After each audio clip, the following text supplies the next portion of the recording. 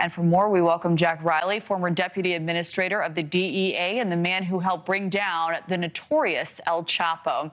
Jack, we appreciate you being here. Let's dive right in. What more do we know about this cartel? Well, this cartel really evolved in the mid-2000s.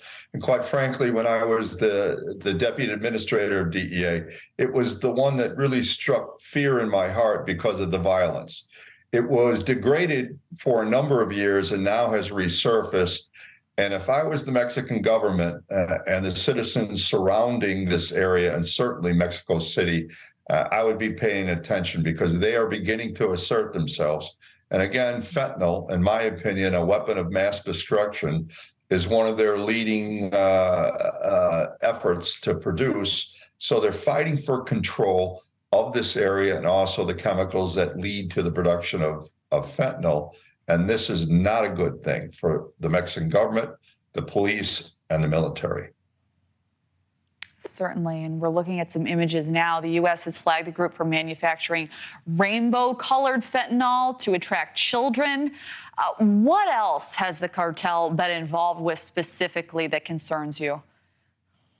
Well, you have to look at this particular cartel. One of its revenue streams is kidnapping and extortion.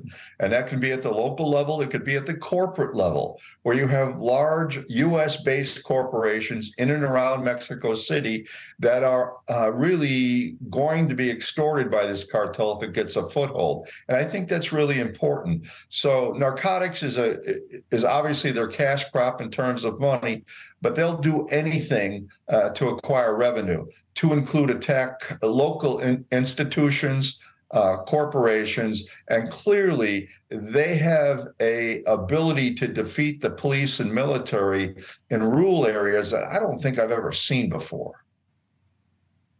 So who are their victims, Jack? Whose body parts are being strewn around Mexico right now? Competitors. There's just clearly no way.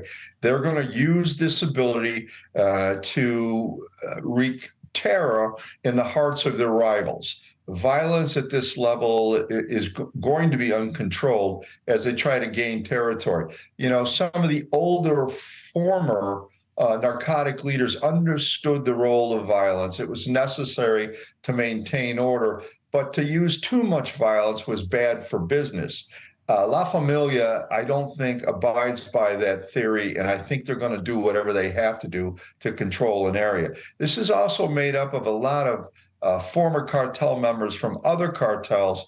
Many of them have been trained in the military, so they're specifically, I think, deadly in terms of their use of violence and to try to control their rivals and also scare the heck out of the military, the police, and the citizens that may actually provide information against them. So I find this interesting. The mayor of Toluca is appealing for calm. What's your read on that approach?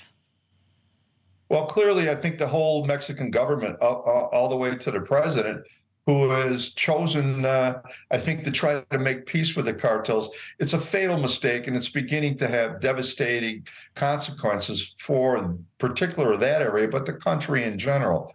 These are terrorists, and we fought very hard, both in Congress and the Senate, to try to get them recognized as such so that we could bring additional resources to bear on them. But right now, the Mexican government, I think, is outgunned, overmatched, and isn't thinking this problem through because it's not going away.